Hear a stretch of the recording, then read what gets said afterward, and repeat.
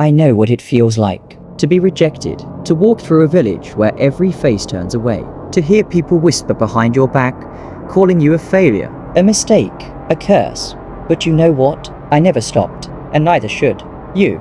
If you've ever felt alone, if you've ever been pushed aside, called weak, or told you'll never be enough, comment right now. I am still standing because those words matter. Because you matter. There's something people won't tell you. The ones they reject are the ones they fear the most.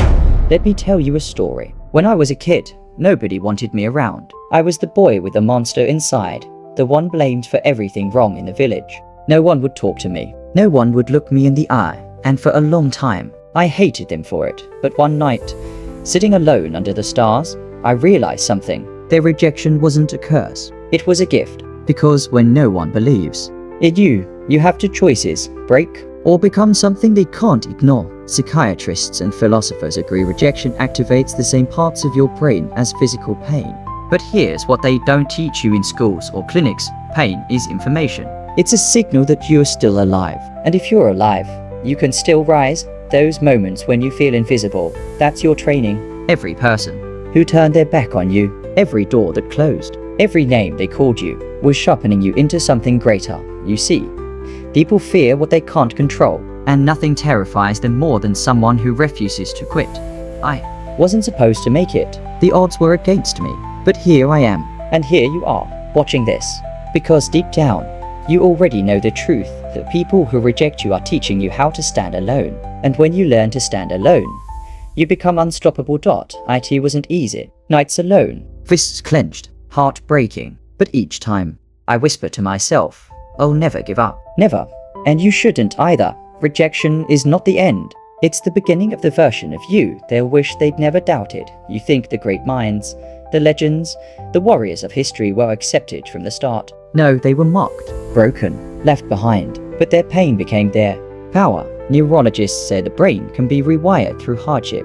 Every struggle for acceptance, every moment of loneliness creates new pathways, building resilience, focus, and strength that no one can take from you. I became stronger not because they accepted me, but because they didn't.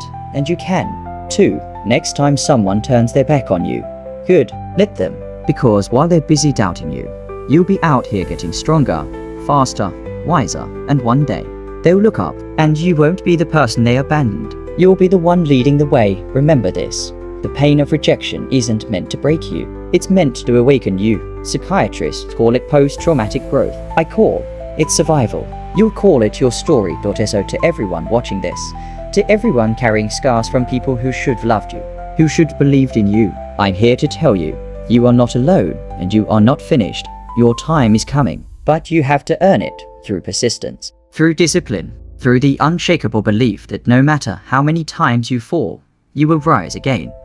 I did, and now, it's your turn. Comment below, I'm still standing. If you're ready to turn rejection into power, if you're ready to stop begging for seats at tables you were meant to build yourself, this is your reminder. The strongest people were once the most unwanted, and trust me, the world hasn't seen what you're about to become. Never give up. Never.